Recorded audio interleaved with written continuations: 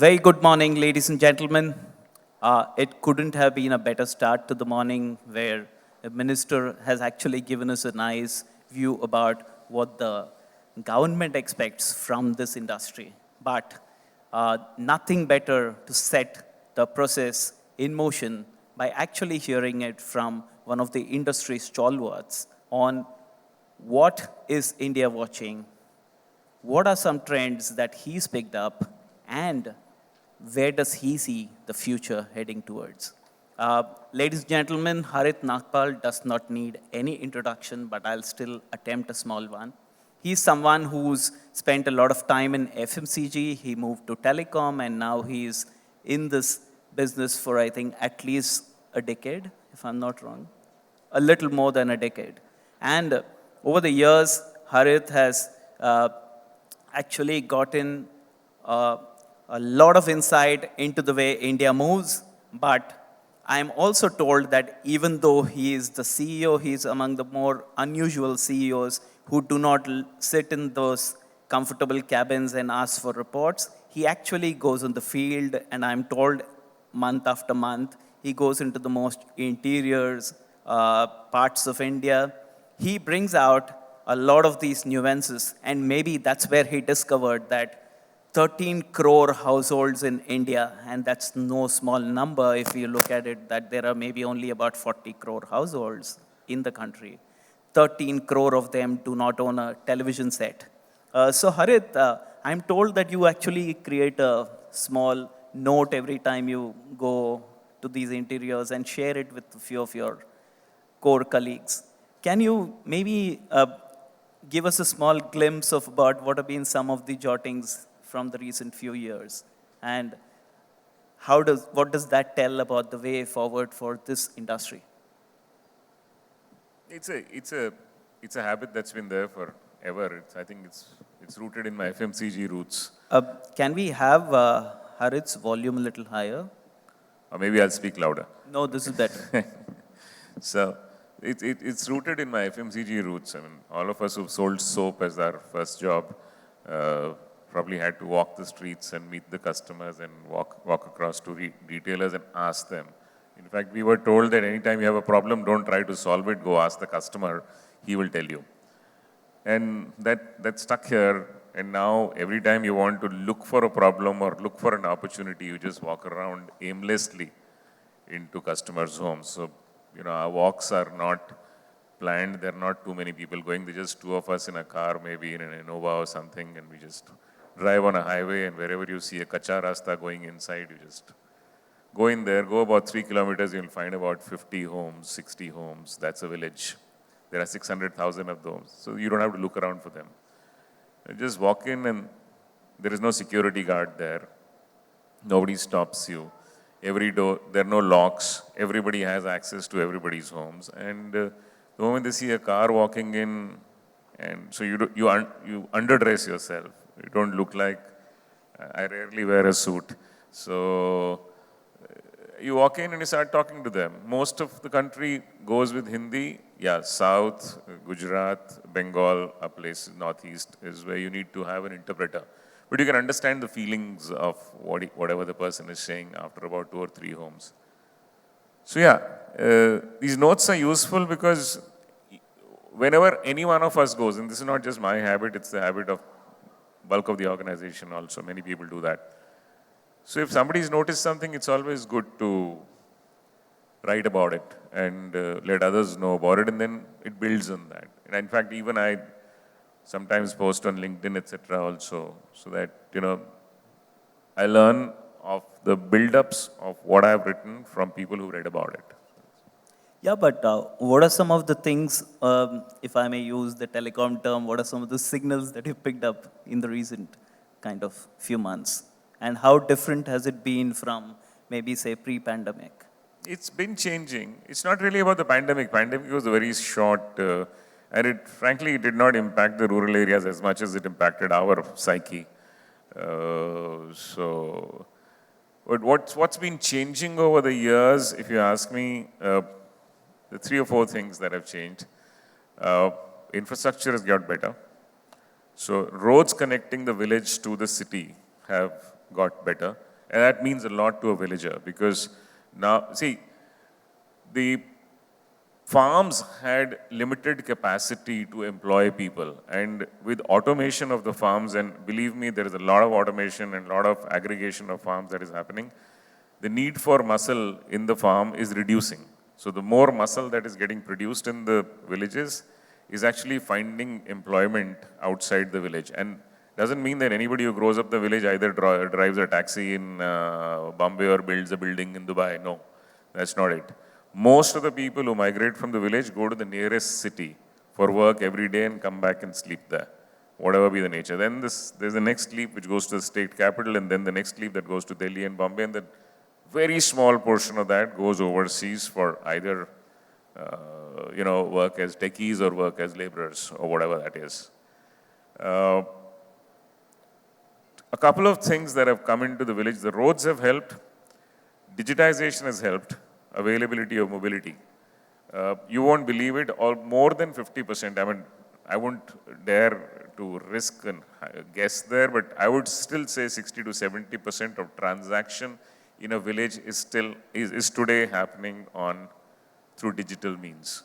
So people are buying and selling through, I mean, you can see vegetable vendors, you can see somebody selling a matka, a farmer is selling his produce and buying his raw materials through UPI or whatever it is. The big reason they say, we said it won't happen because people tax ki chori karte hain, but that's not the reason. The reason really is people find it safer to travel back and travel in with no money in their pocket and all the money in their phone. And that's so much easier. The youngsters, more so, have access to what we in the cities had access to till 10 years ago. Because the mobile gets them as much access to knowledge as you and I get, or our children do. I see a lot of them, and they're very good at two subjects, which is mathematics and physics. So you will have a lot many more knowledge workers coming out of villages. I'm already seeing a large portion of our technology youngsters who are very bright and very hungry come in from the villages today. Okay, now coming to, the viewership patterns. There was a era when we said that, in telephony that a lot of India skipped the fixed line and moved straight into the mobile.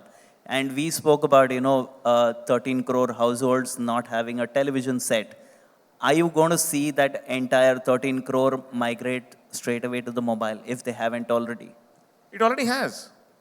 So, I mean, there is data that's floating around.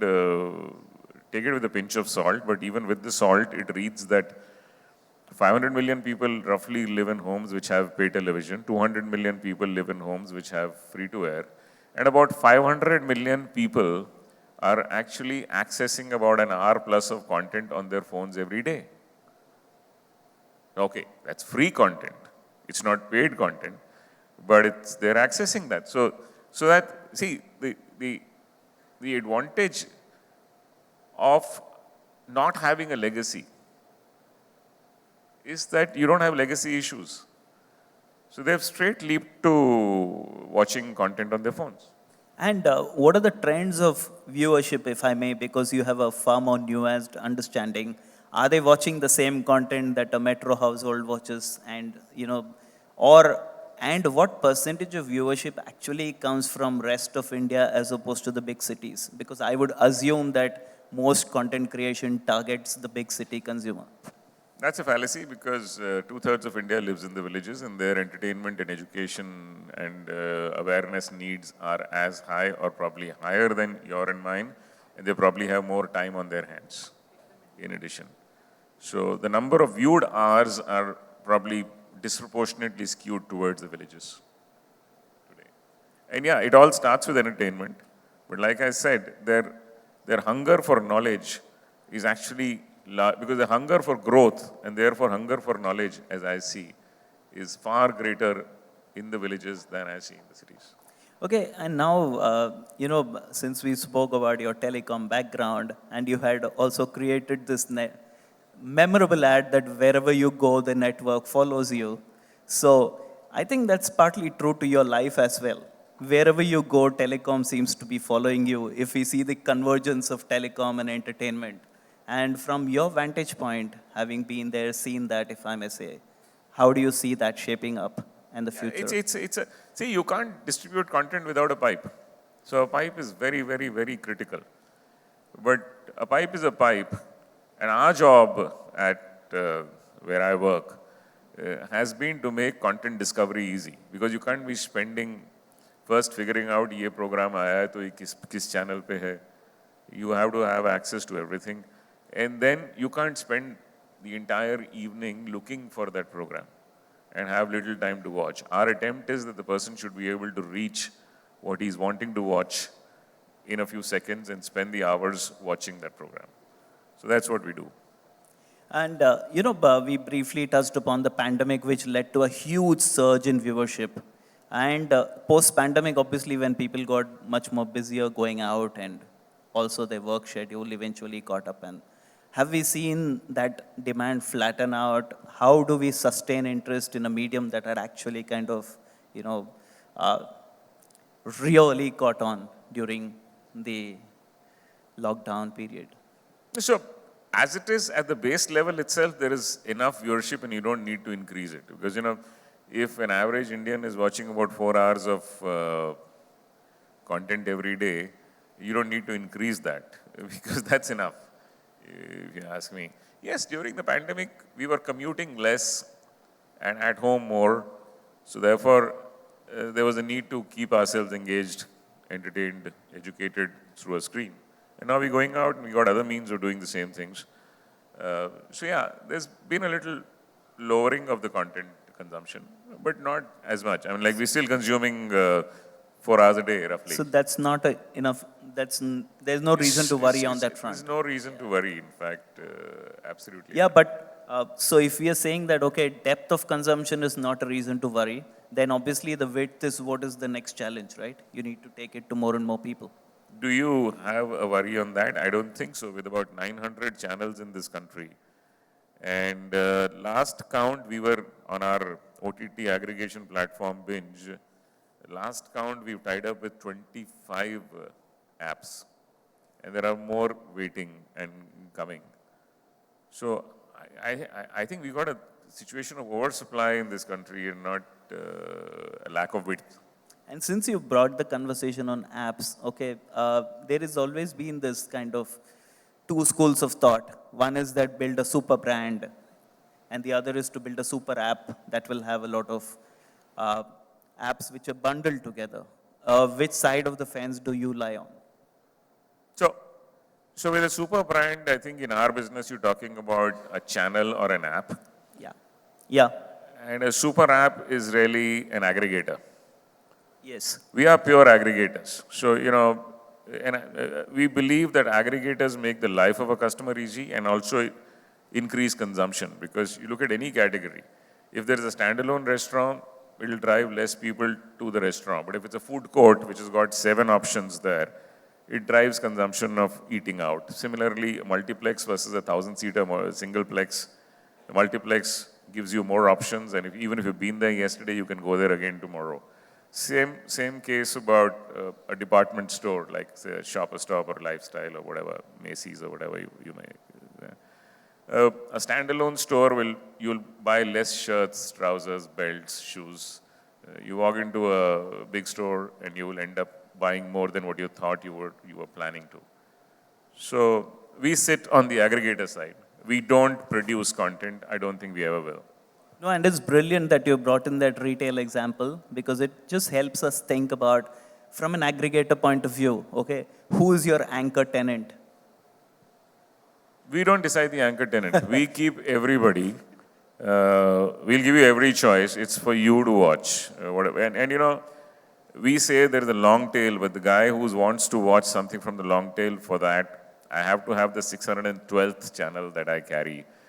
We have to carry that. Right. And so does AI actually dictate the anchor tenant? Because so based on my viewership preferences, every time I open the app, it will actually lead me on to that. AI actually helps a lot. I mean, that's the recommendation engines are very, very intuitive today. It's the point that I made, that my job is to make sure that you start watching what you want to watch in a few seconds of your switching on your phone or your TV or whatever. AI helps us there a lot, and it's actually making it easier. Okay, now shifting gears to, the measurement part. You're both an aggregator as well as you're also an advertiser, if I may say so, because some of your ads are really memorable. So if we actually look at your brand or your business from an advertiser point of view, what is it that platforms in this space can actually do more? We advertise in both the places. Television was a little more certain because it was linear and you didn't have the power to zap or forward the ad. At best, you could have gone to the kitchen or the loo. How many times will you go there? You were forced to watch the ad before the content. In digital, there is this danger of, at least I'm speaking from my personal experience, you're constantly not looking at the ad, but looking at the skip ad portion of the screen and saying, when can I? 4, 3, 2, 1, 0, click. That's the danger. I think as the medium evolves, we'll have to find more ways of serving the ads. Because I don't think any medium can survive, any content producer can survive only on one income. Either just advertising or just distribution, you need both. Right. The largest platform in the best known platform in the world is thinking of advertising, and I know of a platform within the country which started as free is now thinking of subscription. You would be familiar with them. Yeah. So it's both ways. AWOD and SWOD both need to combine somewhere. And when we look at, the information that these platforms are sharing with brands and advertisers, I think we briefly touched upon it when we got up off stage. Do you find enough information being shared, or is it just like too little information being shared to benefit? I think it's an evolving industry. I mean, we're all familiar with BARC, and BARC is trying to make a lot of efforts in trying to get better by increasing their samples, etc. We read about it all the time. Yeah. And I think digital medium is too young. Yes, it is not perfect at this point in time. There needs to be a lot of work done there. I'm sure that will evolve. Sure. And Shashi is going to be speaking later today. So if you're not going to be around by then, what's that one question that you would want to ask him? Shashi knows the questions. We discuss that very often. Shashi knows the question But these people need to know that question. No, Shashi is working very hard towards making BARC very, very robust. I mean, I'm aware of some of the things that he's doing. And you can ask him as to what he's doing to make BARC more dependable, reliable, robust. And he'll tell you.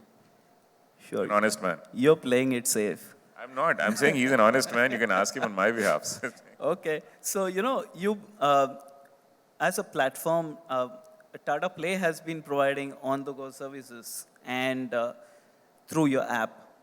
With 5G, how different is it going to be? Is it going to be game-changing, or it's just going to be faster, quicker? 3G, 2G, 4G, 2.5G, 2.75G, 5G, I've been through all those. These are pipes with higher speeds. Is there a dearth of speed in the country today for a person who's watching content? None. I mean, if you can switch on, you can open your phone anywhere, even in a hall like this with strong walls, and you'll be able to start a video in microseconds, literally. So speed's not an issue. Availability of data, is that an issue? Cost of data, is that an issue in this country? No, not at all. In fact, it can only get more expensive, can't get cheaper. It's actually probably the lowest in the world today. So availability of the pipe, price of the pipe, quality of the pipe are not issues in this country. I mean, you need to go to Ghana or Congo to realize what speed means. So that's not an issue. So for entertainment purposes, for you and I to watch videos, is 5G going to help? Probably not. Is 5G going to help IoTs in an industrial scenario? Certainly yes. Okay, we've touched upon lots of issues that are going well with this business. But as a market leader, what is it that you lose sleep about? I sleep well. because by not sleeping, I can't solve the problems. In fact, I have to have good 8 hours of sleep to be able to solve the problems that we face every morning. So, yeah, there are minor issues that crop up every day. I mean, there are technology issues, there are regulatory issues, there are taxation issues, there are distribution issues, there are people issues. Like any industry would have, like your industry would have. So my issues are not different from your industry. It's and it gives us a job to do. Okay, but what's the next big disruption that's going to happen? Okay. I don't think there are big disruptions. I mean, I don't believe in that one silver bullet or one big atomic bomb that comes. All disruptions are slow. They creep in. They're like the temperature rising around a frog. You got to be sensitive to them. They're not big. They don't become big like suddenly.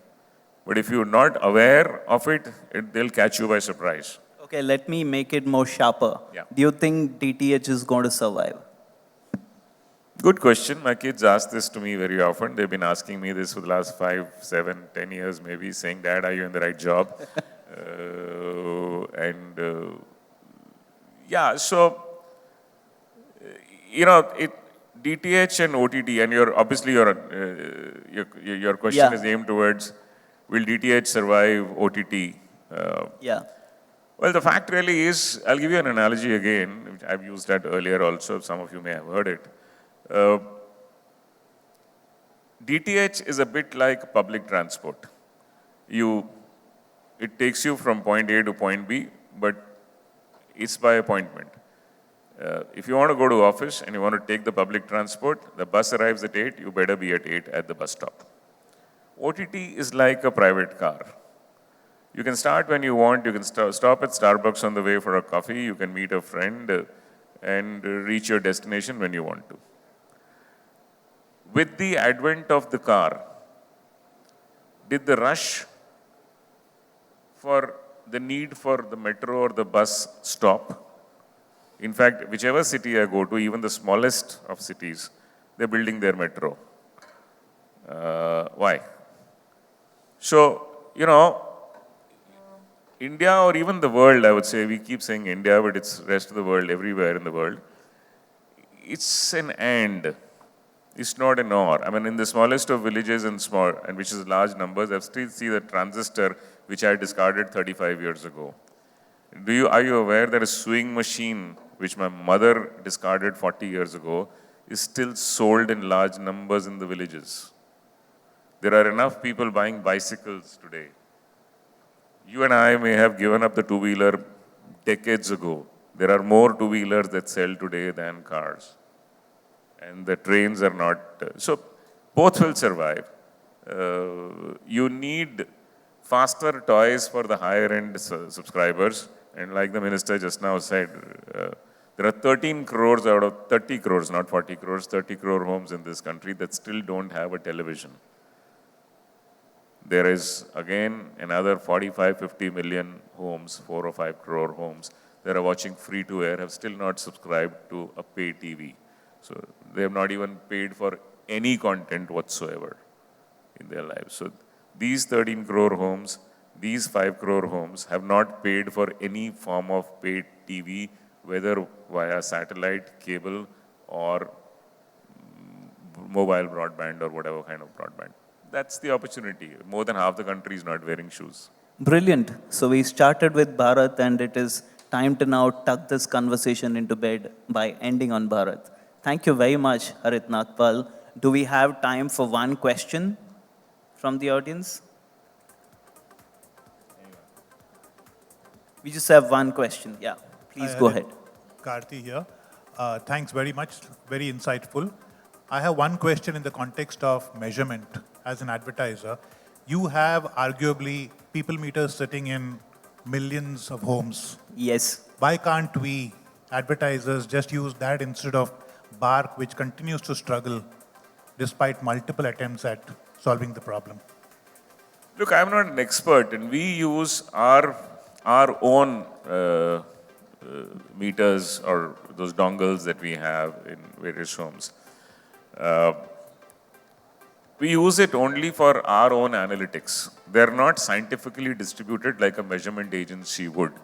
So we don't claim to be an authority. Yes, we track it along with Bark's measurement and it follows similar trends. But it is not strictly a very authentic people meter, so to say. I'm happy to contribute that data towards Bark to strengthen their, but then that would bring in a bias of only one operator. I'm not allowed to. I can privately give it to you, one-on-one, provided you sign an NDA which says that you will not publish it outside. So that's a possibility, and we can do that, and we can do that to anybody. Provided it's a one-on-one transaction, you use it only for your own evaluation, and you don't market it further, or you don't, release an ad tomorrow saying, I am the largest selling so-and-so according to them, or whatever. Because I am not a recognized people meter. So good news for Karthi, bad news for us. We need to close. We are really running short on time, but one last and final question. I didn't want to miss this opportunity, Harit, Nagpal. Fantastic. Yeah, please hold the mic closer. Yeah, my question is that, we have been user of Tata Sky, which is Tata Play. And we felt that Tata Sky was, in fact, I used to, when in Taj in Delhi, we were using Airtel, and I recommended them, why not Tata Sky?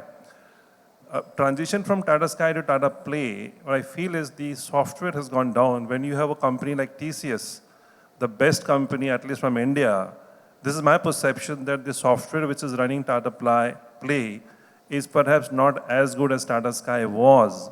Is that correct? Or, my understanding is wrong? I need to have a one-on-one chat with you outside to understand your specific issue when you say that your perceptions, because nothing has changed.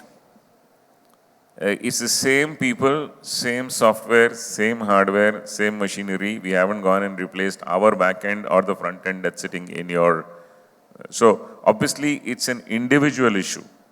When I track data on at the macro level in terms of what is the failure rate, what is the downtime, what is our recovery rate, it's only improving. It has been improving for the last 16 years. It's only improved in the last 8 months. Our boxes used to fail at the rate of 0.4% a year. Today it's 0.1%. 0.4% of our calls, of our people used to call us. Today less than 0.1% are calling us for a problem. Our recovery rates, which used to be less than 4 hours, we used to do about 96%. Today we do about 98+%. So I need to really understand before I leave as to what your issue is and solve it. Because you told me not to touch numbers, Harit. I'm so tempted. No, these are numbers that are, you get a report every morning, so I was just trying to. Can I slip in our book? I was just trying to convince him that the numbers don't tell me what he's asking for. And nothing has changed. Only the brand name outside has changed. Yeah, thank you so much. I'll tell you why. Because the ministers... can we please have this conversation offline? Just concluding it. I'm happy that the Atmanirbhar Tata Play is better than the Tata Sky. Happy to hear these numbers. Thank you. Hey, thank you very much for these lovely questions. Gentlemen, I'm sure Harit will be available off stage to talk to you. Thank you very much, Mr. Nagpal, for such a wonderful discussion to set the tone for the rest of the day. Thank you. Thank you for having me here. Thank you.